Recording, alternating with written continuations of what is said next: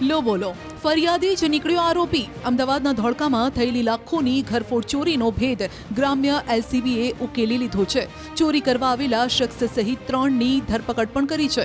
મામલો કંઈક એમ છે કે ફરિયાદી રફીક આલમ પઠાણ પાસે ઈંટોના વેચાણના લાખો રૂપિયા આવ્યા હતા, જે અંગે હારૂન પઠાણને જાણ થઈ, જેથી હારૂને પૈસા પડાવવા ચોરીનો પ્લાન ઘડ્યો।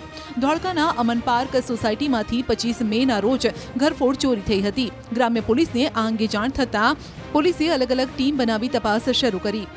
સીસીટીવી ફૂટેજમાં એક જાણીતા શખ્સની ઓળખ થતાં સામે આવ્યું કે ચોરી થઈ જ નથી, પરંતુ વેપારીઓને પૈસા ન ચૂકવવા અને તેમનામાંથી રાહત મેળવવા માટે ઘરફોડ ચોરીનું તરકટ રચ્યું। પોલીસે ખોટી ફરિયાદ કરનારા વિરુદ્ધ કાયદેસરની કાર્યવાહી હાથ ધરી અને 10 લાખ રૂપિયા પણ રિકવર કર્યા છે। ધોળકા ટાઉનના રહેવાસી છે।